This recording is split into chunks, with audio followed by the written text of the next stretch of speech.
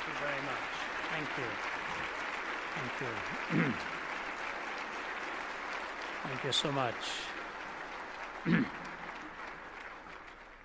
And it's a real honor for me to be here this morning and share in this very distinguished gathering. So to ladies and gentlemen in civil service, and those of you in the armed forces and all of the branches of government, and those of you who worked hard to prepare for this event, my particular thanks and gratitude to you as you serve your Lord and your country. Somebody asked me at the table before I stood up to speak here, are you nervous? And my answer actually is very simple. The day I stop becoming nervous before I speak, I will quit speaking. Because you always need to realize the cause that you represent is much greater than you are, and you don't often do justice to it. So I stand before you feeling totally inequipped and ill-equipped, but grateful to God for the honor He gives to me. When I was a younger man, my dad always thought I would end up in jail. And now when he sees people from the judiciary that are at meetings that I speak at, if he weren't in heaven, he would have to be carried out, because they'd have probably thought they'd finally caught up with me. That's the way my younger life portended a future. But I want to thank you for having me here, those of you who had a share in inviting me.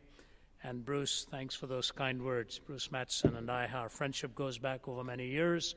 We've had the privilege of sharing meetings in India as well. One of my great heroes in journalism was a man by the name of Malcolm Muggeridge. I think he was probably the greatest British journalist of the 20th century. There's a toss-up oftentimes between Muggeridge and G.K. Chesterton. And the irony is that both of them were sort of latecomers to God and became more moral philosophers than they really were journalists. Muggeridge especially had a very winding path prior to his own conversion experience, but he had a way with words, and I don't know if anybody I have ever read could turn a phrase like Malcolm Muggeridge could. And in the 70s, he said this: "It is difficult to resist the conclusion that 20th century man has decided to abolish himself. Tired of the struggle to be himself, he has created boredom out of his own affluence, impotence out of his own erotomania, and vulnerability out of his own strength. He himself blows the trumpet that brings the walls of his own cities crashing down, until at last, having educated himself into imbecility, having drugged and polluted himself into stupefaction, he keels over a weary, battered old brontosaurus and becomes extinct."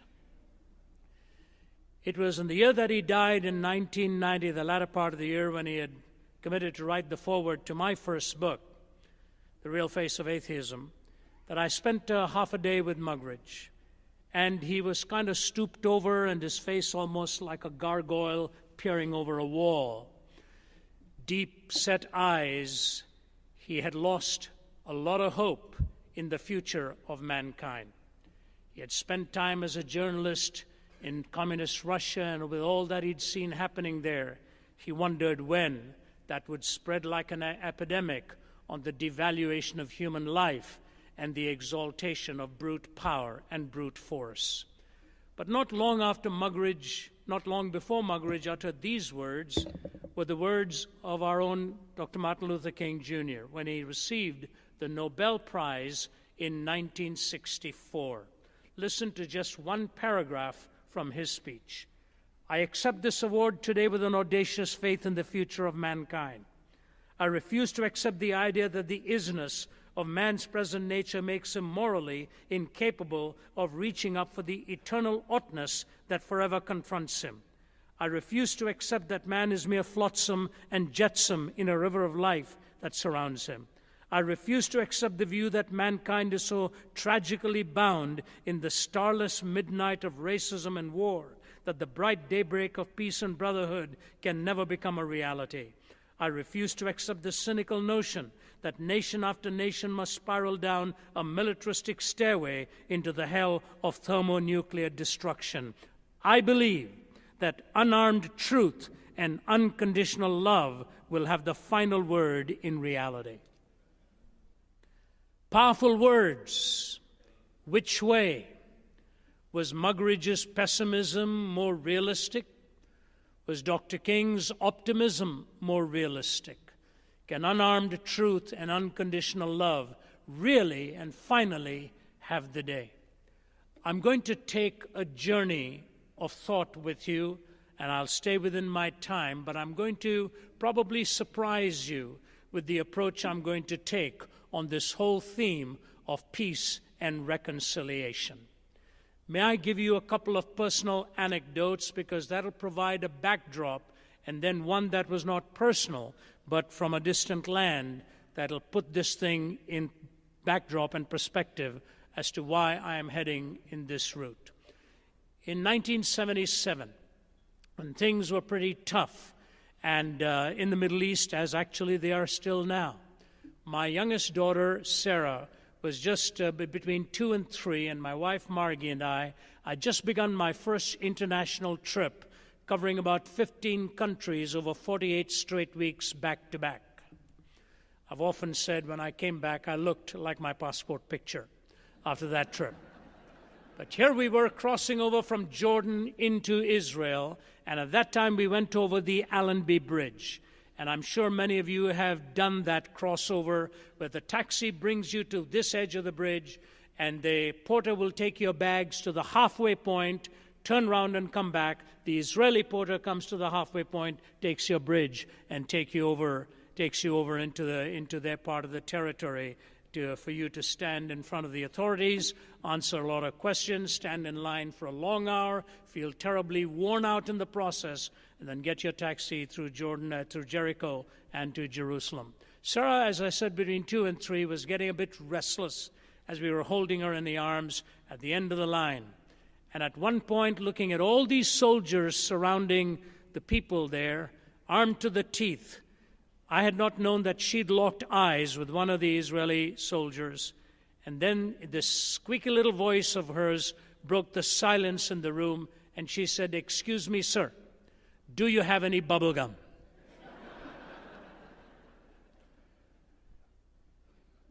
People looked in her direction. Those who understood reacted the way you did. An Israeli soldier walked up towards us, and he looked at her with her olive complexion. And he called a mate of his, handed over his weapons to his mate, and put his arms out to Sarah and held her for a moment. And he said, "I'd like to take her to the back room for a moment, if you don't mind." And he took her to the back room, came back a couple minutes later, clutching her in one arm and a tray with 3 glasses of lemonade in the other, one for Sarah, one for my wife, one for myself. He said, "Come on over to the front of the line with me." He checked us through, put us in his Jeep, drove us to the taxi stand, and bid us goodbye. She earned her whole keep for the year with that one question. What was it that caused a child to momentarily disarm a man? So that nothing for the moment held him back to remember why he was actually there, and take that machine gun of his, put it aside, and reach out for a little child. I'm now a grandfather, and I watch the little ones with a different set of eyes. A corporal once said to Winston Churchill, "Sir, have I ever told you about my grandchildren?" Churchill said, "No, and I want you to know how much I appreciate it." Since I am not Churchill, I will tell you a story of my grandson. Little Jude was about just 4 years old now. And somewhere when he was about 3.5, my daughter, his mother, Naomi, she's a real fast mover. There's just 2 speeds for Naomi. She's either moving at high speed or sound asleep. She doesn't know middle of that. So she had lost her car keys in the house, and running around the house, didn't know where they were. She paused, slapped her forehead, and said, "I must be losing my mind." Jude walked up to her, I kid you not, and he looked into her eye and he said, "Mommy, whatever you do, please don't ever lose your heart, because I'm in there."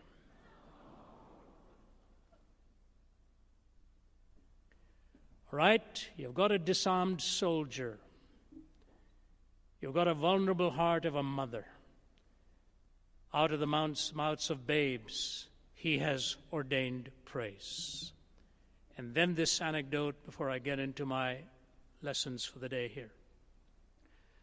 I was crossing over from one Middle Eastern country to another. I won't name which these two countries were.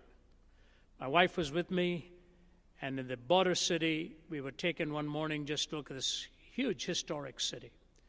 And a man was with his little boy, 10-year-old boy. And we were told this. He said, every morning I bring my son here to look over the hill to the other country. Every morning I've done it with him. And I remind him that his entire mission in life is to kill as many people on the other side as he can.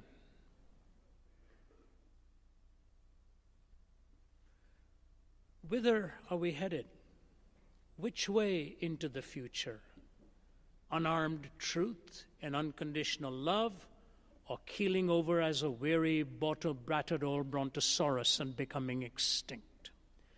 The Bible in the book of Genesis in 25 tells us the story of Isaac and Rebekah as they were praying to be blessed with children. And this is fascinating what God says when she becomes pregnant. 2 nations are in your womb. 2 peoples from within you will be separated. 1 people will be stronger than the other, and the older will serve the younger.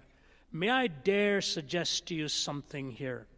God, who lives in the eternal now, did not say 2 products of conception are in your womb. He didn't even say 2 babies are in your womb. He said 2 nations are in your womb. Think about that. Locked up into the life of a young child, God saw the future of nationhood. These were not merely individuals, they were more than that. They were actually talked about for the future. And now may I suggest to you, 3,000 years later, the battle that took place in this household still goes on today in many ways from that very family. Part of the struggle we face in this world today is this disparity. In the West, we have very little respect for history. History dies from the previous day. We've forgotten yesterday's news. But in the Middle East, history never dies. They tend to want to avenge and exact a pound of flesh generation after generation after generation. So in one extreme where history never dies, and in the other extreme where we've forgotten history, we had better start focusing on what will take us into the future, because the ultimate test of any civilization lies in what we do with our children. The ultimate test in any civilization is what we do with our children. So here it is. Rebekah is told that 2 nations were in her womb. The older was going to serve the younger.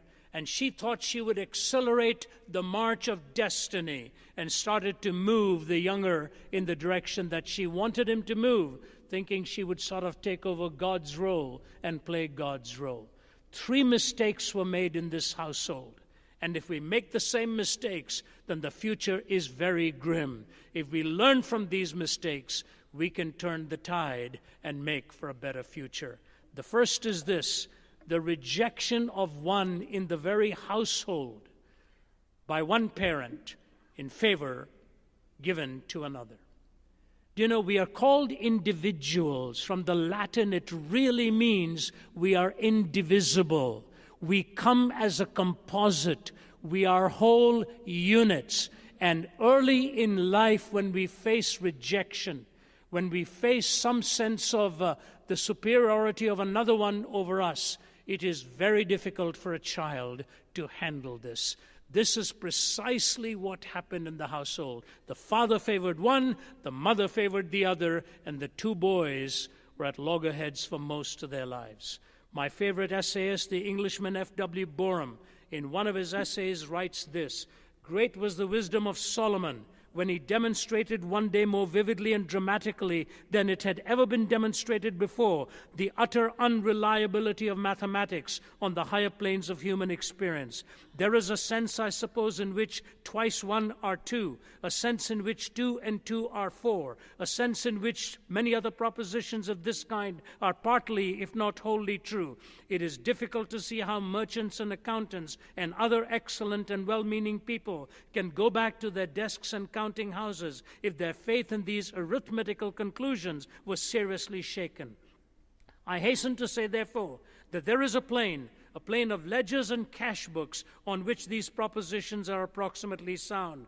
But if you rise from that plane to a loftier one, you will find at once that they are simply untenable. They will not work. Solomon proves it at the city gate. It may be true that half a sovereign and half a sovereign makes one sovereign. It is obviously untrue that half a baby and half a baby makes a baby. Let the sword do its deadly work. Let it cleave this baby into 2 parts, and half a baby plus half a baby will represent but the grim and gruesome mockery of a child.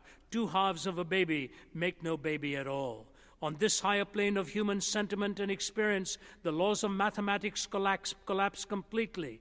When, for example, a man distributes his wealth among his children, he gives to each a part. But when a woman distributes her love among her children, she gives it all to each of them. I do not believe that any man who has once fallen in love will ever be persuaded that 1 and 1 are only 2. He looks at her and he feels that 1 plus 1 would be 1,000,000.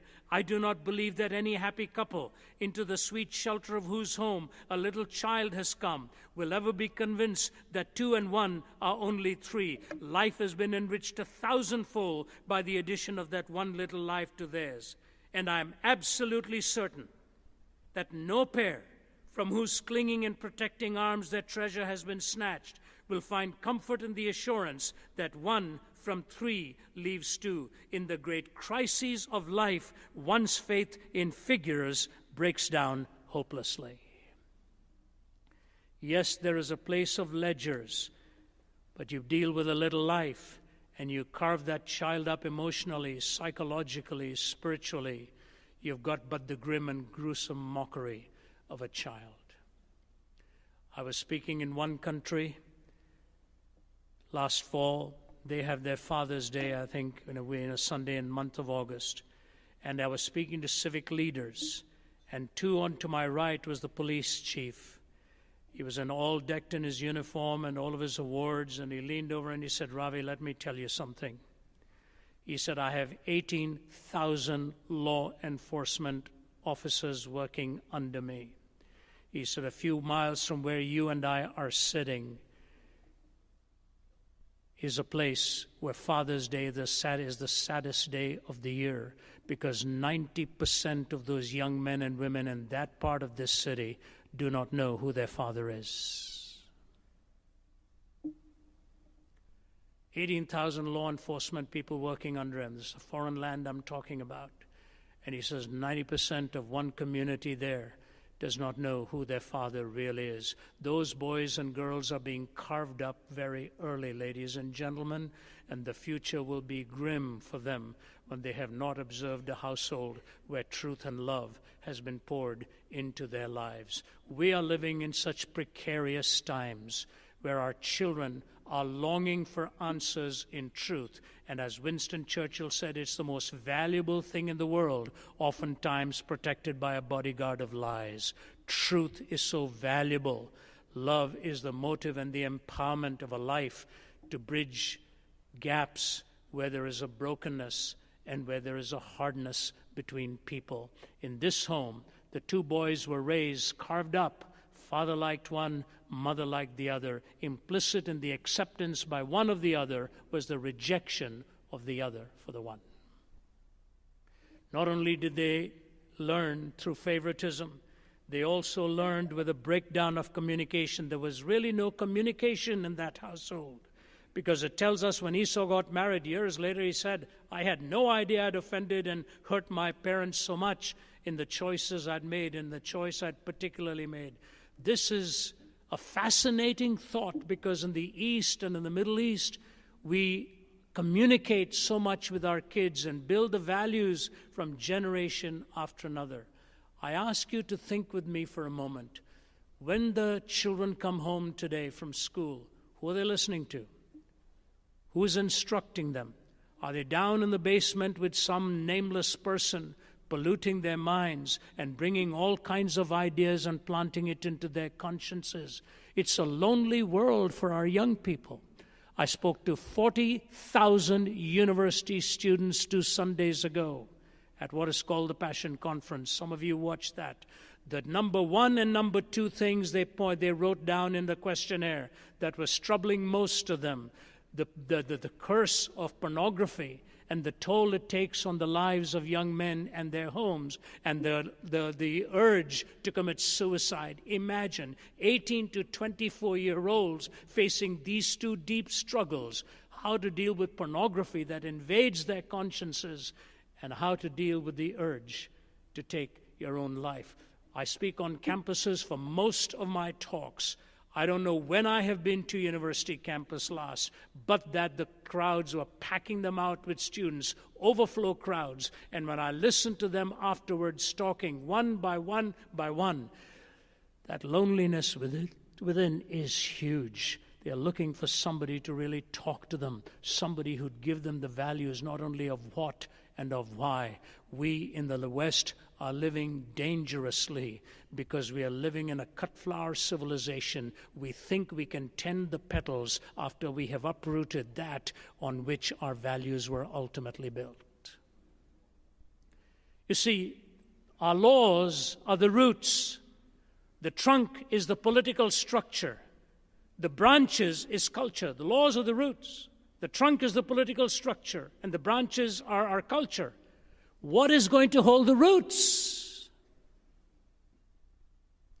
If we don't have a moral soil to hold the roots, ultimately, it'll all fall apart, and it will come apart. Alexander Solzhenitsyn said there's an irreconcilable difference between good and evil, and you cross those at your own peril. This is a reality.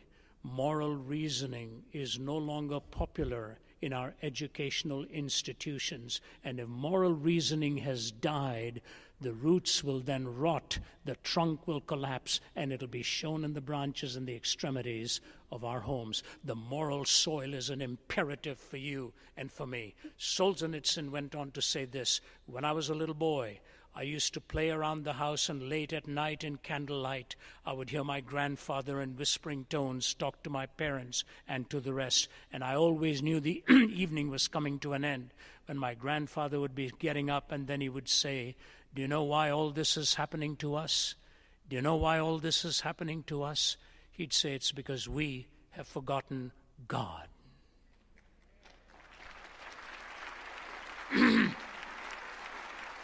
And Solzhenitsyn said, now after reading thousands of pages and writing tens of thousands of pages, if you ask me what's happening in the West, I will say they have forgotten God. All of our speeches can be flowery. All of our eloquence can lead us into all kinds of imagination. But if the roots are not held by a moral soil, which comes from a transcendent purpose given to you and me, the trunk will not be able to stand, and the branches will ultimately collapse as it brings it all down.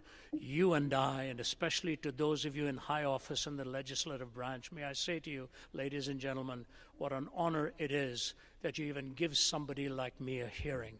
But I want to say to you, you carry a weighty responsibility into the future, a huge responsibility. We're counting on you to make wise decisions for our homes, for our children, for our families. That's the future, and it's going to be either Muggeridge's prognostication or what it was that Martin Luther King talked about, unarmed truth and unconditional love. Thirdly and quickly, they learned through deception. They taught their boys how to win through deception. I don't have time to deal with this. There are worldviews today that thrive on deception, that are rooted in deception, where deception actually is a virtue. We are living with that around us. And so there's the mangling through favoritism, breakdown of communication, and learning through deception. Things happen. Jacob is on the run. He's separated from his family. Duplicitously, he's lied to his father, pretended to be Esau, stole the blessing, and he's on the run. And while he's on the run, he lies down and puts his head on a stone for a pillow. And God speaks to him in a dream. And as God speaks to him in a dream, he wakes up saying, I never knew God was in this place. You see, he thought he was running away from all of reality. God, like the hound of heaven, was following him. As Francis Thompson says, I fled him down the nights and down the days. I fled him down the arches of the ears. I fled him down the labyrinthine ways of my mind. And in the mist of tears, I hid from him under running laughter, adown titanic glooms of chasmed fears. Up vistayed hopes I spared from those strong feet that followed after. And he ends the poem by saying, poorest, blindest, meekest, I am he whom thou seekest. Thou dravest love from thee that dravest me. He was driven away from his family, and God speaks to him in a dream. Francis Thompson read this passage and wrote one of the most magnificent pieces of poetry ever. Thompson was a drug addict. 3 times applied to Oxford, was turned down, even though he was a genius. He had lived in 2 places, having left home. Charing Cross, where he bought his drugs. At night, wrapped his dirty raincoat around him and slept by the River Thames. And after reading this passage, his life was so moved. Charing Cross with drugs, Thames to try and get a night's sleep. And he wrote this called The Kingdom of God. O world invisible, we view thee. O world intangible, we touch thee. O world unknowable, we know thee. Inapprehensible, we clutch thee. Does a fish soar to find the ocean, an eagle plunge to find the air? Do we ask of the stars in motion if they have rumor of thee there? Not whether wheeling systems darken or our benumbed conceiving soars. The drift of pinions would we hearken, beats on our own clay-shuttered doors. The angels keep their ancient places, touch but a stone and start a wing. 'Tis your estranged faces that amiss the many splendored thing. But when so sad thou canst not sadder, crying upon thy so sore loss, shall shine the traffic of Jacob's ladder between heaven and Charing Cross. Yea, in the night, my soul, my daughter, cry clutching heaven by the hems, lo, Christ walking on the water, not of Gennesaret, but Thames. But when so sad thou canst not sadder, crying upon thy so sore loss, shall shine the traffic of Jacob's ladder between heaven and Charing Cross. Yea, in the night, my soul, my daughter, cry clutching heaven by the hems, lo, Christ walking on the water, not of Gennesaret, but Thames. You can't outrun God. He'll meet you where you are. He'll meet you where you are.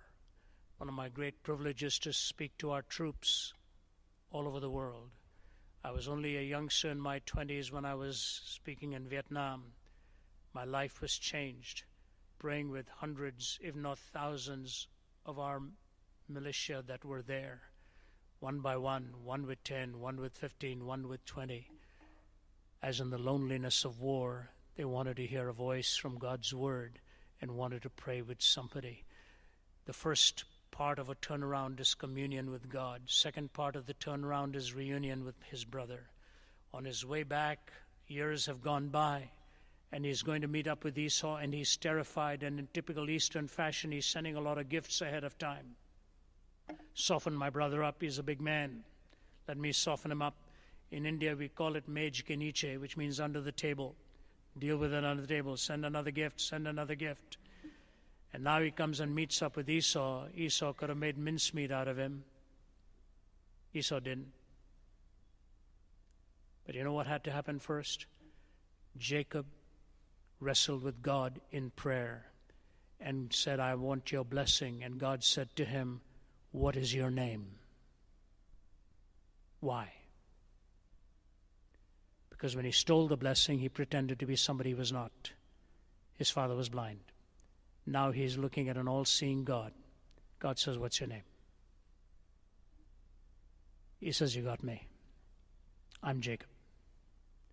God says, you know what? Because you've admitted who you are, I will make a great nation out of you. We will never be a great nation until we admit what our hearts are really like before God.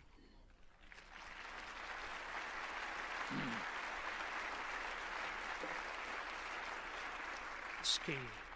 And so he meets up with Esau, and he's forgiven. And you know what he says to Esau? I see in your face the face of God.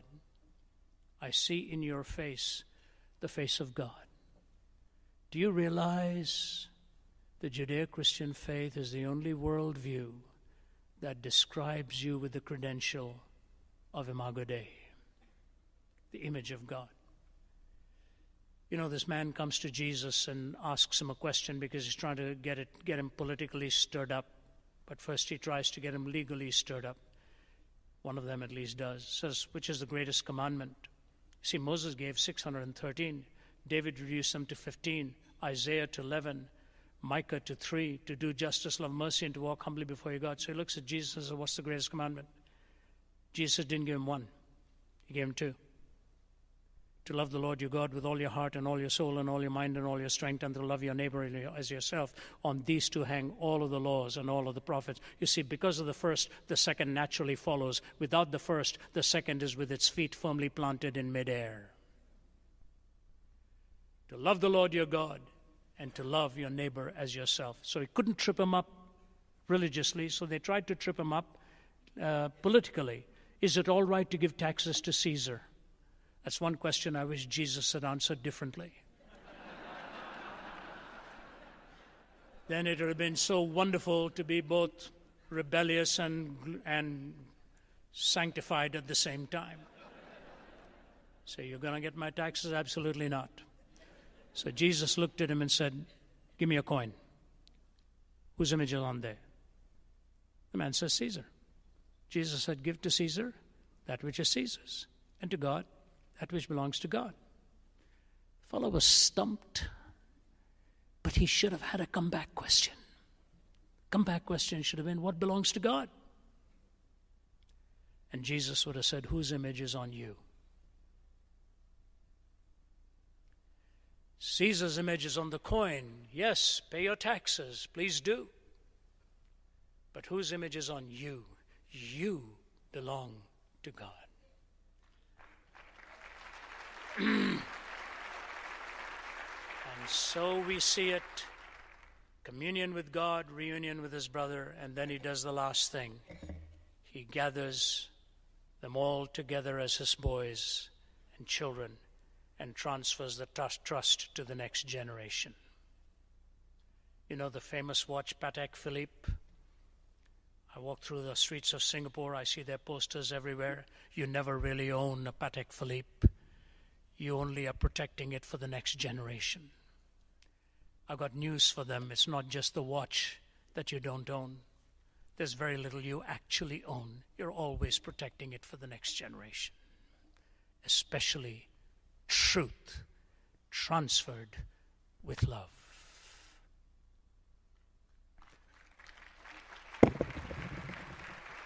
I'd like to close with two quick illustrations back to back. May I? Please give me your undivided attention.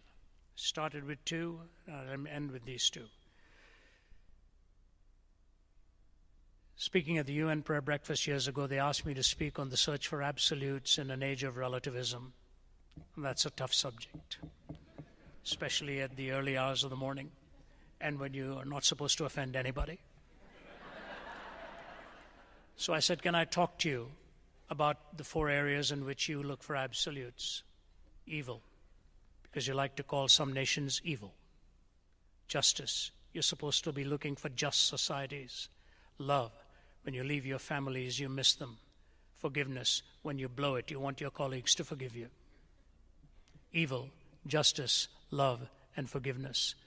They're all leaning forward, listening now. It's about an 18-minute talk. I say, can I ask you this question? Where in the world did these four converge at one time in history? It was on a hill called Calvary, where evil in your heart and mine trampled underfoot the love of God. In his justice he paid with his Son and said, Father, forgive them, for they don't know what they are doing. You know what? The cross has the answer for this world, because it has the answer for you and for me. What we need more than anything else is not solutions outside, it's solutions in here. We need a Savior.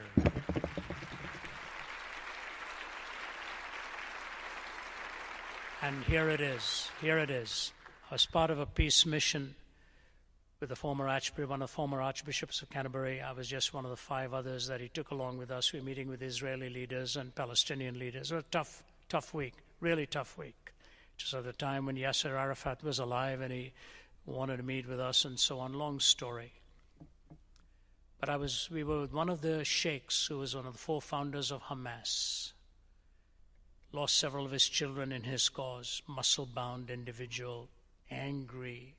The room was full of cigarette smoke, and he had his cohorts there. I think he'd served many, many years in prison, and he was really gesturing with a lot of anger. And then the Archbishop gave 5 of us a chance to ask one question each. My turn came. I won't tell you what the question was. It was a private meeting. I looked at him and I asked the question and he answered it, and I said, Sheikh, I don't like your answer. It's okay, I don't like it. I don't think your answer is going to get anywhere in the future in building bridges. I said, but let me tell you something, Sheikh. Not far from here is a hill. 5,000 years ago, a man by the name of Abraham took his son up that hill. Please, let's not debate which son, I said. Can we just agree he took his son up that hill? And as the axe is about to come down as his expression of faith in giving his son, God stopped that arm. The Sheikh said, yes. I said, well, God, what did God say? He didn't have the answer. God said, stop. I myself will provide. He said, right. I said, Sheikh, not far from where you and I are sitting is another hill. 2,000 years ago, God kept his commitment and sent his son, and this time the axe did not stop. I said, until you and I receive the son that God has provided, we'll be offering our own sons and daughters on the battlefields of this world for position, power, land, and prestige. I said, that's all I have to say to you. The Archbishop looked around and said, maybe it's time for us to go now. So we left. As I was about to go down the steps, the Archbishop put his hand on my shoulder and he said, Ravi, that was of God. I said, I sure hope so. The Archbishop was the guest of honor, so the Sheikh was ushering him into the car, but suddenly I heard the patter of feet behind me. I turned around, it was the Sheikh. He twirled me around. Big guy. I have 2 titanium rods in my back. I thought, that was it. It's going to be a broken man. He looked at me, patted me on the face, kissed me on both sides of my face, said, Mr. Zacharias, you're a good man. I hope I see you again someday. In a few weeks, I will be there again someday. I do not know if I'll be seeing him, but I tell you what, while the children of the world for the future is the key, and the message of the gospel is our only hope, where do we start? It's in your heart and mine.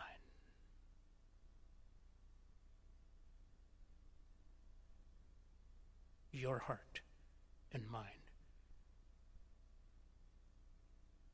Thomas Merton said, man is not at peace with his fellow man because he's not at peace with himself. He's not at peace with himself because he's not at peace with God. God has provided an answer for you and me in his Son. Take that message and let's pray that unarmed truth and unconditional love will ultimately have the word in reality. Raise your sons and daughters with that conviction to make a better world for the future.